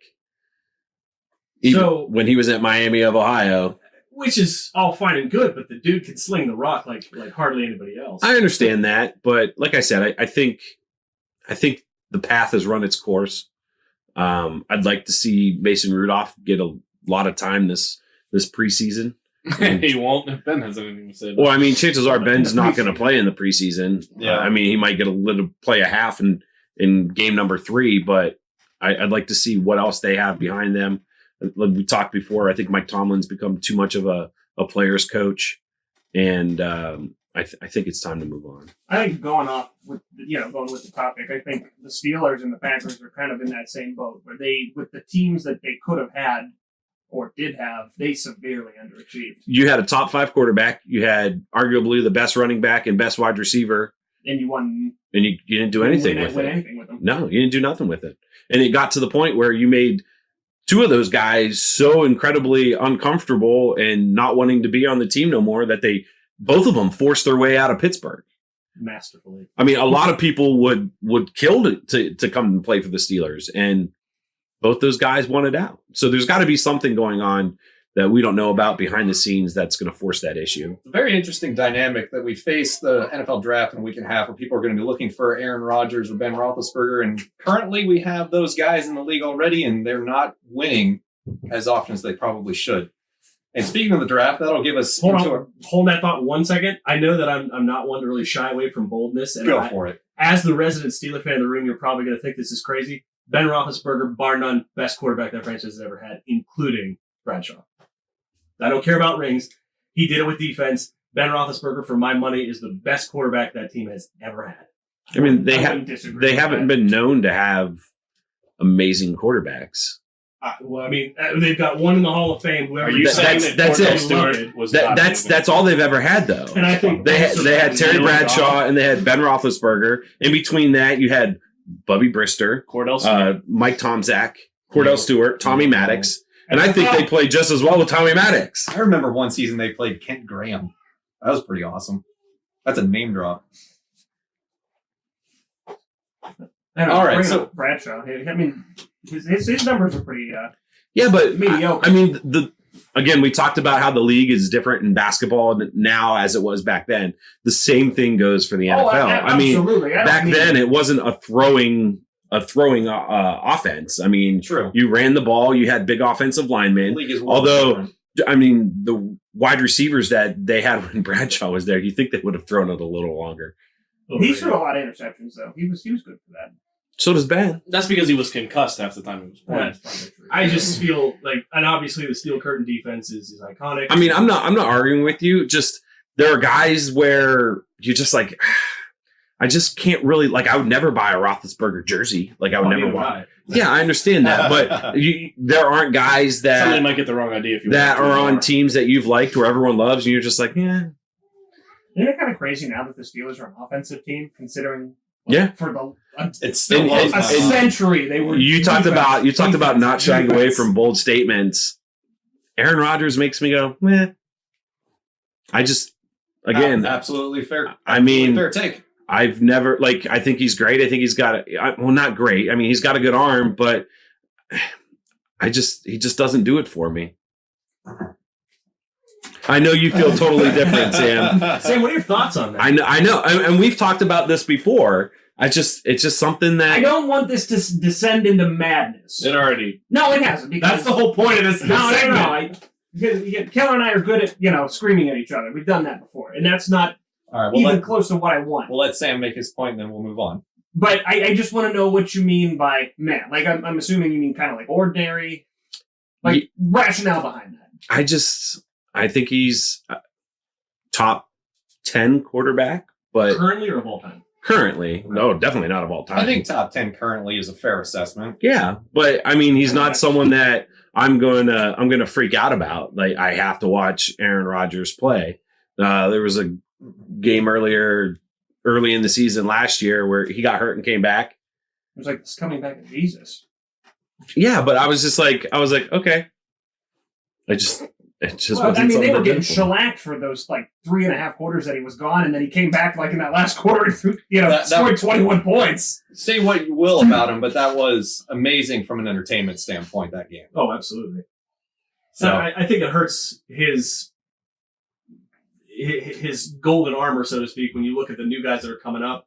You know, to your point, is he a top 10, 15, whatever in the league? You got to look at guys like Mahomes and Goff and Wentz and some of the new blood, so to speak. And I love watching Pat Mahomes. It kind of I don't want to say tarnishes his legacy, but it takes him out of the conversation more easily when you have younger guys that are starting to kind of come into their own from the passing perspective. Yeah. All right, that was great. Old blood, new blood, rankings top 10. That fits very well within the next point and topic that we're going to talk about. Nick, it is now your turn Oh boy. to go on the record. Your hint/topic that I gave you was college football. Aaron Sports. if you Your take. If you needed a reminder. Completely Okay. unnecessary. So, to begin, whether it was the BCS or the current playoff format that we have now, college football gives us a lot to argue about. When it comes to rankings, there may be no better sport that makes us lose our minds about arbitrary numbers than this. One aspect often debated, sometimes under the radar, is the preseason top 25 poll. Some have argued that it gives unfair advantages. Others claim the writers and coaches know what they're talking about. Nick, buy and sell the following statement, or sell the following statement. Preseason top 25 poll is not a good indicator of a new season's landscape, and we shouldn't be ranking teams until week 3. Ryan looks very excited. I really want I'll to buy this that. too. I don't think that any team in college football should be ranked. I wouldn't even go week 3. I'd probably go like week 6 or so. I feel like your first couple games are gimmies, and I feel like there's no reason. I mean, all you're basically doing is putting a target on someone like Alabama or Clemson's back, and when they schedule Florida Atlantic or Louisiana Lafayette or Air Force in the first 3 weeks of the season, you're not going to get a good feel for what that team's going to do. So I just want to jump in real quick. And I hate Keller looks like he's going to explode. I really want him to because I really know what he's going to say. I'm ready. What is the point of a preseason ranking, a pre-ranking before your tournament rankings come out? Like, what is the point? The other thing that's the big issue with it is you got to realize that these schedules are made so ridiculously far in advance. Like, I know who Notre Dame's I don't playing even care in about the 2022. schedules. 2029. So, They released who they're playing in. They're playing Alabama in 2020. I mean, we have a 10-year 2029. schedule. How am I supposed With to the know? ghost of Nick Saban is the coach. Right? Is Alabama going to be? Oh, Alabama's number 3 in 2029, or they could tank and be 1-10, and then You what can was the point only of play scheduling who's that on game? the schedule. Like that, I hate that argument. Like you can only, and I know, and I'm going to even segue to Ryan because a team like Notre Dame gets no respect because they're not in a division and they play, I mean, if we're going to talk about my the- point- Coastal Carolina. My point Tech has State nothing to University. do with Notre Dame. I am a diehard Notre Dame Man, fan. really disappointed. It has nothing to do if we're with going Notre to talk Dame. about the All right, playoff just let Keller system in talk. general, it's going to be completely Just let Keller go. I really want to hear hate the top 25 preseason rankings. I hate it because people use the preseason rankings and where they are, and they use it as weight and leverage later down the road that this team they beat use it all year this long. when they were ranked number 4 in the country. Well, this team's got 3 wins now, so that has nothing to do with the current state of that team. What week is the preseason or is the playoff rankings release? Is it 7? 7 or 8. There should not be a ranking at all until that comes out. And then you rank your top 25 as your normal rankings. I mean, Because let's by be realistic then- here. These teams know what they have to do to make it in the playoffs. Yeah. It's not a secret. No, but when it comes close, they use that as weight later in the year to say this team beat this team and they were ranked this, or this team beat this team and they were ranked that. Congratulations. Who'd you play? You played nobody. By that time, you're already started to creep into your conference play. You've got your Powder Puff preseason games out of the way, and we can see what you're actually made out of, what kind of football team you are. If you start off and you win all your games, guess what? You're going to be ranked in the top 4. That's how it should be. The preseason rankings drive me nuts. I hate them because you're eliminating players from the previous year, and you're bringing them in, and you're giving a ranking without even seeing them play. Real quick, just to sort of ask, and then we're going to let Sam explode because he looks like he is about to throw us all around the room. Do you think if we were to eliminate that would take away from like week 1 upsets or anything like that, where like an Appalachian State beats a number 3 Michigan? No, if Appalachian State beats Michigan, it doesn't matter what they're ranked. Because, Already happened. well, that too. Or like if Valdosta State beats Alabama, nobody's going to care about the ranking because it's a school that. Good to know. I know it's all about money, and the reason they do it is for television views and that kind of stuff. But in the long term, I hate it. It drives me nuts. Hi there. This is John over from the contrarian section. I really love it. Love the preseason rankings. And I'll tell you why. What, at the heart of it all, what are sports?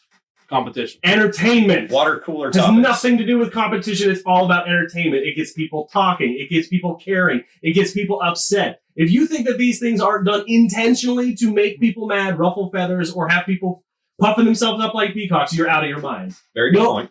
To your guys' point, in the grand scheme of things, they don't hold a lot of weight when it comes to the end of the season and whatnot. However, as a diehard Ohio State fan or a diehard Clemson or USC or whomever, what you look at those rankings, you can't tell me that you don't. They do hold weight because it gets people talking, it gets people excited, it causes a reaction of some kind. So you tell me that if an Ohio State was playing, say they scheduled Alabama in the regular season, which they would never do.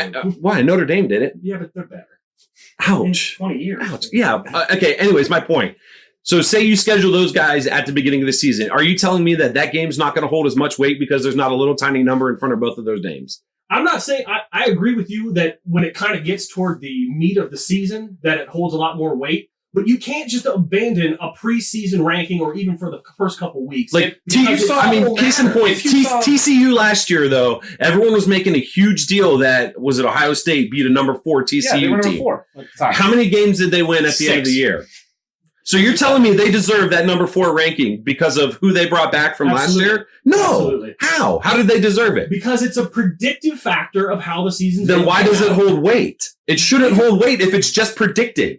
Okay, That's but like- do the rankings change throughout the season? Yes, There you go. but people You win a use game, you improve. yes, You but lose, you go down. people use Well, those depending on what people team you are. use those numbers at the beginning of the year, later in the year, in debates as to why their team should be in or out, and it should hold no weight because that team was not a number 4 ranked team. At that current moment, probably not. No, That little number But is you- not going to make that's a why- difference. that's why can't you wait. abandon it all together because then you. I'm not saying it all together, but let them get into the heart of their Can't schedule do it. and let them actually play something before you say this team is this good or Can't this do it. team is this bad. I do want to interject real quick because upon researching this topic, I did come across a study that was done a while back that showed that the preseason ranking was actually a good indicator of bowl matchups, not particularly who was going to play who, but who would beat who if they ended up getting matched together. Like there was one season South Carolina started ranked number 9 in the preseason top 25. They went 6 and 6. Holy hell, really? Yes. They went Jesus. they finished the season 6 and 6. Shaw?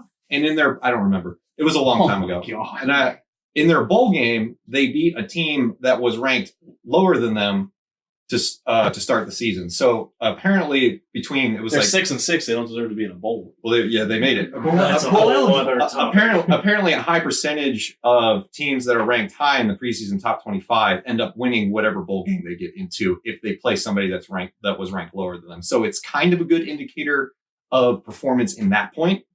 But at the same time, I get what Ryan's talking about, where if you have a team that starts the season ranked 2 and then they lose, because there is this sort of, I don't know if it's arbitrary or whatnot, but there's this argument to be made that if you beat a good team and they don't win out, that doesn't look as good for you.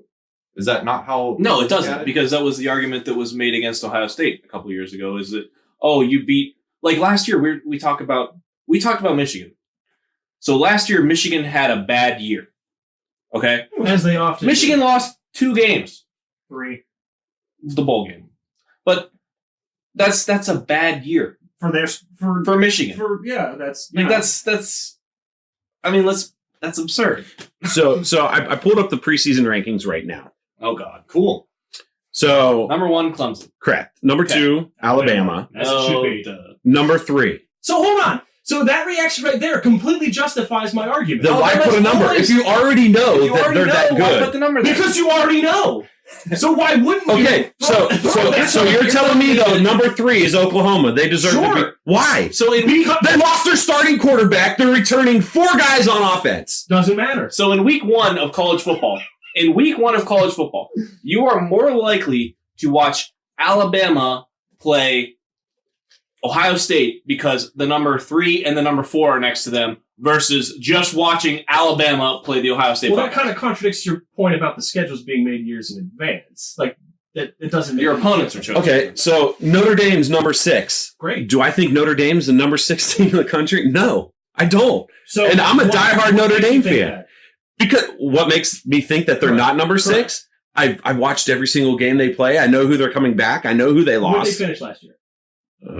Were they in the conversation for the championship? For I the think whole they were championship just series? outside Yes. of No, Oh, they okay. were in. They lost. They were- They got they they got smoked by They got Clemson. beat by it. I have Clemson. my years crossed. Yeah, So- they were 12-1 last year. Yep. So that right there, why wouldn't it justify having them getting a decent rank to start the season? But what does that matter? Yes, It doesn't rosters do anything change. Doesn't Yes, people come and go, but you kind of have to throw them a bone from what they were able to do. to that I point. think too much weight is put on the preseason rankings when it comes towards the end of the year on who beat who and what were they ranked. to that point, doesn't that sort of throw out the old phrase, last year doesn't matter? And no, in the grand scheme of thing, it doesn't, because as we've talked about, anything can happen on any given Saturday or whatever. Okay. Because they play them every day now. But you have to justify it in some way, like from a getting people talking about a standpoint, and you have to kind of base. I mean, we have last year as our basis. That's all we have. We can predict as much as we want about how the next year is going to go or whatever, but you have to look at it from a systematic approach of these teams did this, so they're more than likely to do this. Why not wait and get all the facts? Well, and that's why they update them. So you're telling me that they're to completely abandon it from the preseason So if you have poor information, but then you figure out the right information, your poor information just gets set aside because It's that's not what it poor was at the information. time. It's what it's what you have in front of you. I hate The it. information is these teams were good last year. They'll likely be good again. But that's not Could how it change? goes. Sure. Now, to your point about how it has such a big effect later in the season and how the system is weighed and all that I will listen to all day. But to completely abandon it, then what is the point of having rankings, period? I just think wait to have the rankings. So let me just play hypothetical for 1 second. So let's just say we eliminate preseason rankings, the first 2, 3, 4, 5, whatever. Eliminate the rankings until it's not the BCS anymore, but The playoff. the Dr. Pepper rankings that playoff. matter come out. Sure. We'll just pick 4 teams. Team A is 8-0. Team B is 7-1. Team C is 7-1. Team D is 8-0. How do you rank them? You look and see what the teams that they beat and lost, what their records are at that time, and then give them a ranking at that time. So what you're saying is the first 3 weeks of the season don't matter. Not in ranking wise. Why? You That's see, when your most upsets happen. then you take that into account when The those. preseason rank. No, you take that into account when you determine how good that team actually is. Right. So as you go through the season, It actually- determine how good they are. it and actually- you update it accordingly. Yes, but so say you rank a team that's 25th, and you have the team that's number 5, and the team that's number 25 beats the team that's number 5. Okay. Well, then when you go forward, if team that number was number 5 didn't really deserve to be there, does that show a whole lot of credit for the team that was 25 beating them? Do they or do they not get it right at the end of the season? Not all the time. Not all the time. Okay, with the exception, there's 2 or 3 teams that are on the outside looking in, more than likely. So But we know who the best teams are. okay, so you get to the end, and there's spots 1, 2, and 3 are already in where they're supposed to be. Okay, so you have team 4, 5, and 6 who are basically the same record. So you're going to look and be like, oh, this team beat a number 5 with week 3 of the season. When that team that's number 5 didn't even deserve to be there because the rest of their season has been crap. So they don't base it off of where the team ends at the end of the season. They base it off of where they were at that time. But you could argue that the end of season results are just as arbitrary as the beginning of season results. No. Or rankings, rather. No. Because if you look at a team like a UCF, you're telling they never, ever, in any way, shape, or form, in anybody's mind, deserve to be in the national championship conversation, let alone the game. Hey, I don't care what you say. They beat no one, they play no one, and they probably finished in the top 10. But you take Yes or that no? you take that into consideration with the rankings. So how's it different that a number 10 team at the end of the season, who we all know wouldn't beat a Pop Warner team, but the number 5 team in the preseason poll, that we have to discount that? Ryan, I'm going to give you the last word. And we'll move on. It's because They were my national champion. they're not a national champion. Right! Because you figure out after they've actually played people to determine where they belong. But they went undefeated and still finished as a top 10 team. So they're completely discounted and discredited from the conversation of the national team. So the team, because you take in, when they do these playoffs, it's not just the record that they take into consideration. It's who they've played and where they're at. So, okay, UCF, they beat a bunch of guys, right? They went undefeated. We're beating a bunch of nobodies. Yeah, exactly. So what?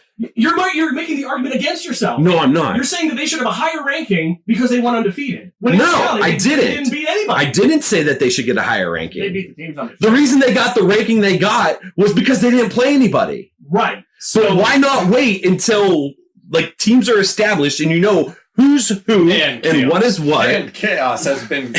What's the description of the podcast? At least that's how it's. And then determine. Something about chaos.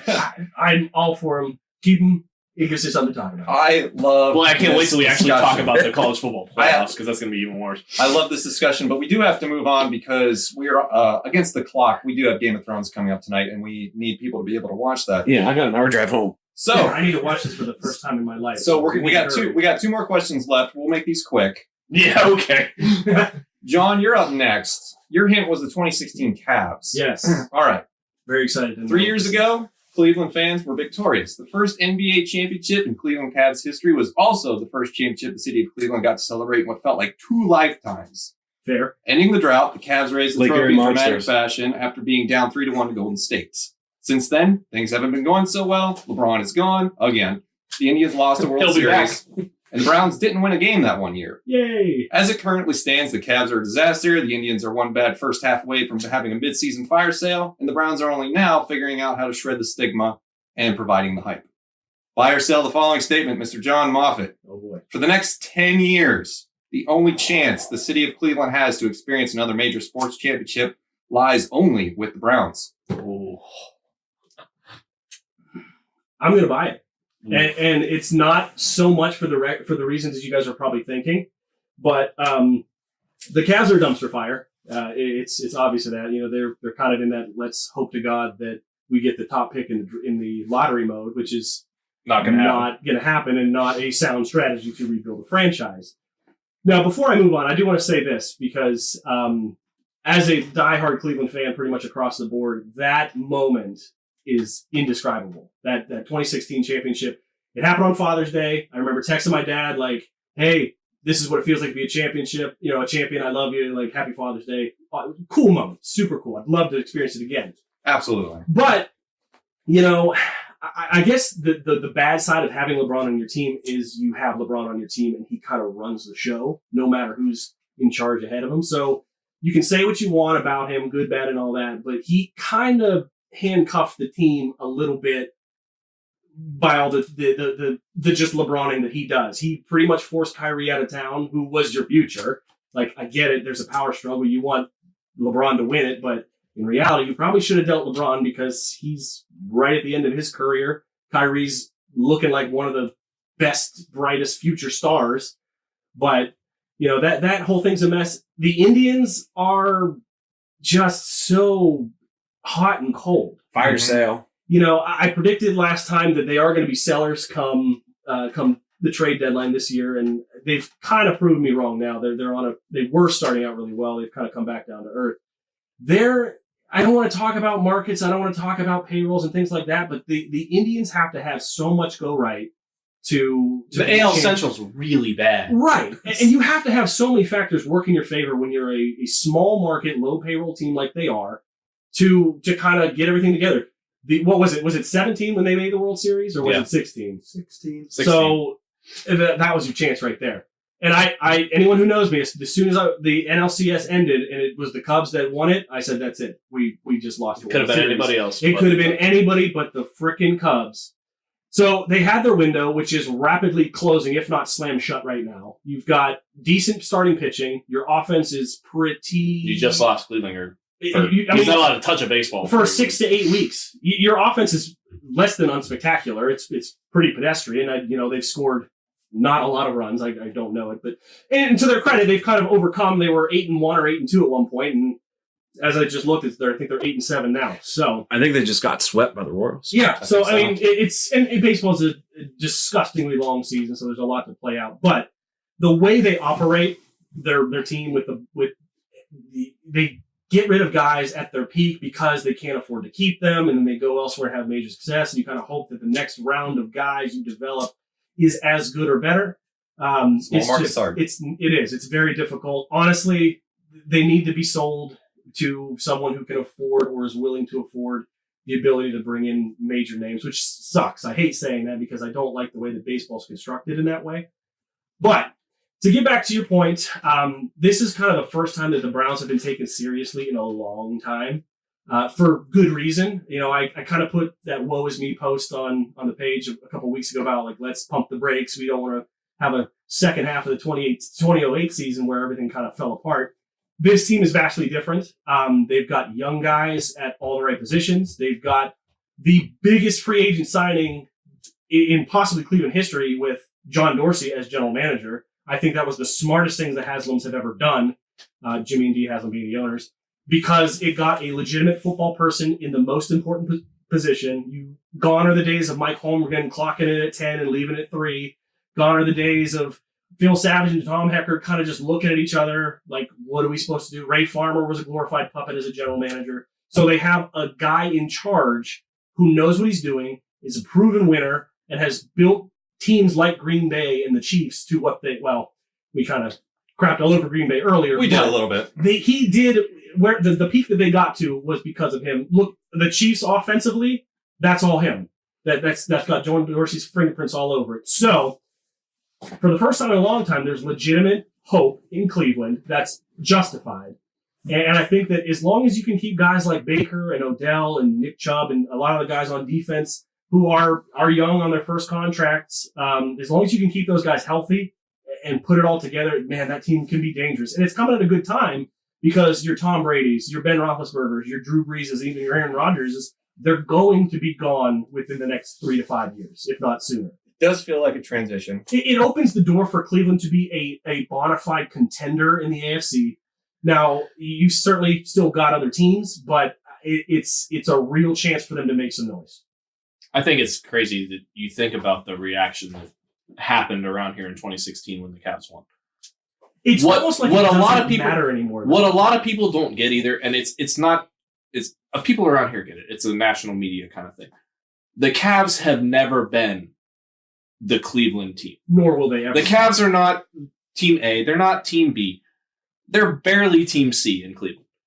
You got to living here. If the Browns win anything, that river will be on fire again for the first time in 50 years. It's much cleaner than it used to be. It probably won't be. We'll make it. All the confetti that will be in it. To your point, if the Cleveland Cavaliers announced tomorrow they were moving cities to Seattle or wherever, people would be upset, but it is what it is. If the Indians were to move, people would be upset, but it is what it is. The Cleveland Browns fans petitioned the NFL to bring our team back. And you did the audit. We literally took the NFL hostage and said, hey, we need the Browns. We fought like hell to keep the colors, the history, all that. The Ravens were going to be the Baltimore Browns until the city of Cleveland swelled and said, no, we're keeping all of it. This is us. So that kind of is the history. I agree with you. The Browns will always be Team A and A1 in Cleveland. Everybody else is kind of... Indians are B, by far over the Cavs. But from a pretty large gap. But, again, to your point, I think this is the time that the Browns can really grab that next brass ring and make all the moves they need to move forward and win the Super Bowl. The future does look unpredictable for the city of Cleveland, but the Browns do have some hope. For the immediate future, though, we will now segue to the last segment. I saved this one for last because I'm most intrigued by this. We get to talk about hockey, Ryan's favorite thing. Yay. The NHL playoffs. We're not talking about playoffs this year. We're talking about playoffs next year. Playoffs? It's been reported that the NHL and the NHL Players Union have agreed to continue the current playoff format for an additional season. Next year's playoffs will mark the 7th year using this format. Some fans agree that they like it. Some don't. Buy or sell the following statement, Mr. Ryan Keller. Current NHL playoff format is good, creates excitement throughout the entire postseason, and they should adopt it permanently. I love it. I had a feeling you would say that. I do. Even if my team's not in it, I find which is probably going to happen here in the next day or two. I find myself tuning in. It's the hardest trophy in all of sports to win. There's just a different feeling between a playoff hockey game and a regular season game. I've been to a lot of sporting events, a lot of professional sporting events. There is nothing that compares, in my mind, to playoff hockey. We used to go to game one of the first series every year. And 2016, we had the opportunity to go to first game in Pittsburgh for the Stanley Cup Finals. And it's unbelievable. There's nothing like it. The current format is you have, 2 wild cards on each side. There's 16 teams. They each play 7 games. If it goes into overtime, last night there was a triple overtime. You play until someone scores. You continue to play periods until someone scores, and it's entertainment at its highest peak. And I thought that was interesting when I was researching the topic, because they don't reseed. No, and because that could potentially make the road very difficult. Yeah, they leave it as is. And you think that's okay? Like some of the more marquee matchups might happen in round 2 as opposed to the conference championship? Yeah. I mean, you've had the Penguins and the Washington Capitals the past 3 years have met each other in the second round of the playoffs. True. And each one has gone on to win the Stanley Cup. Yeah, that was the thing that intrigued me the most. I think this playoff format's great. No reseeding, just who you get is who you get. That's fantastic. Do you think, though, in 2021, when they're going to be facing realignment with the Seattle expansion, do you think something might change then? No, I mean, it didn't change when they brought Vegas in. Okay, that's true. I think the fans enjoy it. I don't think there's really any reason to change what you got. You got a good thing going right now. Stanley Cup playoff hockey is it's top notch. Playoff hockey also feels like it goes by. Like basketball, they both start at the same time, but it seems like basketball just drags on and on and on and on. And the NHL playoffs, you can't wait for the next game. And they make it so that every night there's playoff hockey on TV. I've noticed that there's a game on all the time. Yep. So they've broke it up so that on one night there's 4 games, and then the next night there's 4 games, and you have a day in between each game. They've set it up so that if you're a hockey fan, you're going to get what you want. You're going to get high quality, intense, tough, fast, hard hitting playoff hockey. Do you think they should just rip off the Band-Aid and why do it for just 1 year? Yeah, I don't know the reasoning behind why doing it for just an additional year.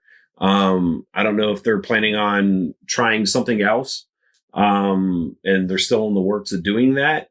But I mean, I'm sure if they polled, hockey fans, that they're going to be like, just leave it alone. Yeah, I think once you get it acclimated to something, change is very difficult. Yeah. I don't know a lot about hockey. I think that's pretty fair to say, but I will say I feel like they might be the most progressive sport in terms of doing what they feel is best for the game. Baseball, you've constantly got the 2 arguments of we need to make it better, but we need to maintain the integrity of the history. Football is kind of all over the place with rule changes and suggestions and whatnot. Basketball, I couldn't tell you really a whole lot of changes they suggest a lot of the time, but hockey, I think, does its best to preserve the experience for the fans while also putting out a premier product.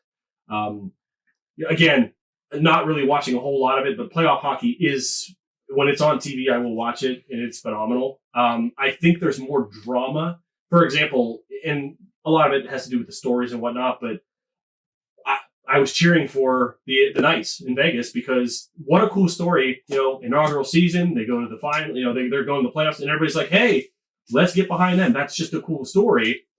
But, back to the point at hand is you don't hear a lot about, I guess, any kind of tension in hockey or people that are on the other side of the fence of, well, why are they doing this? Why are they messing with the game? Everybody kind of comes to the understanding that it's doing the right thing for the sport and progressing forward. So a couple things, really cool. A couple things real quick.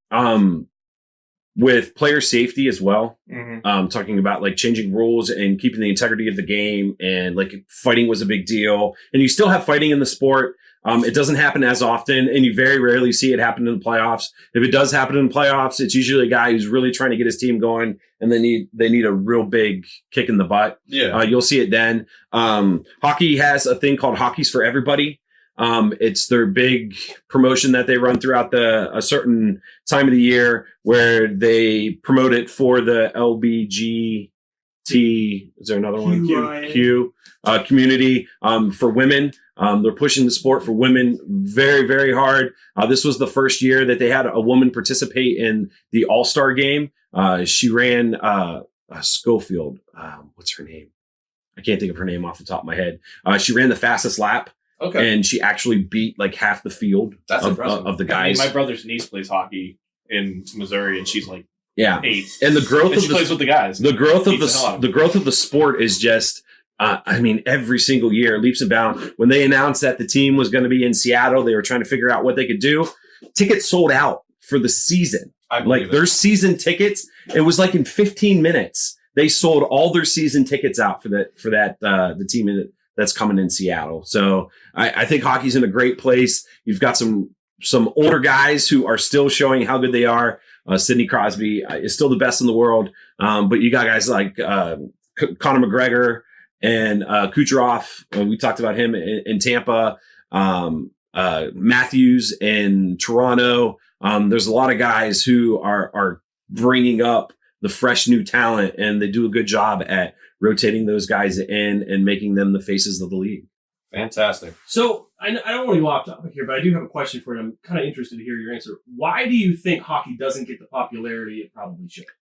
Why didn't you watch hockey? The biggest thing I hear when I ask people why, I was just talking to my brother the other day. He's like, I can't get into it. I'm like, why? He's like, I don't understand the rules. That was going to be my answer. Yeah, that makes a lot of sense. And the thing is, what people don't understand is icing and offsides. And it's two of the easiest rules to understand. You can look it up on Wikipedia and it tells you what icing is. And you're like, oh my God, that's what it is. I take that back, actually. I sort of know icing and like offsides from having watched the Mighty Duck movies, which probably isn't the best way to learn material. Or the best. I do want to change my answer. I would like to change my answer that I didn't watch a lot of hockey because maybe I didn't understand player positioning and strategy. It's not on. That's the other thing too. I was going to say your local market will have it on. Here, the Penguins are on ATT Sports Network if you get it. Columbus is on FSN Ohio. Yeah, I feel like there's Columbus games on all the time. Yeah, and then nationally they do what's called Wednesday night rivalries on the NBC Sports Network. Every single Wednesday night during hockey season, you have two of the biggest teams, like the bigger names, or depending on where they're currently ranked, going against one another. But I think a big thing is the rules. Like you talked about, like positioning. Mm-hmm. I mean, you have 3 forwards and 2 defensemen. There's only 10 guys minus the goalies, but 10 skating players on the ice. Right. And I found when I first started watching hockey, the more I watched it, the more I understood. I looked up what icing was because I was 100% sure. All icing is the 2-line pass. Right. It's to prevent you from throwing the puck all the way down from one end of the ice to the other. To waste time. Yeah, you have to cross the center line, and then you can hit the puck wherever you want. Yeah. And then offsides is just like soccer offsides. Sure. The player can't cross the line before the puck does.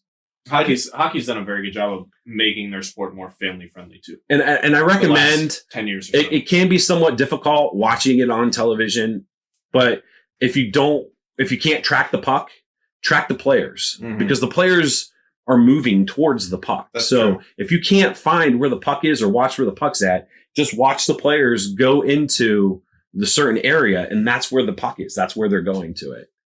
But I highly recommend, even if it's a minor league game, go watch it live. Try to understand, what's going on that way. A lot of the programs and books have the rules and stuff listed all in them. A lot of them self-explanatory: hooking, cross-checking, tripping. So I think the big thing for me is the reason I never really got into it is and it's a lot like soccer, I will admit. Very often the offense just isn't there, and I like offense. Baseball suffers the same fate a lot of times where I don't want to see a pitcher's duel. I think those are terrible.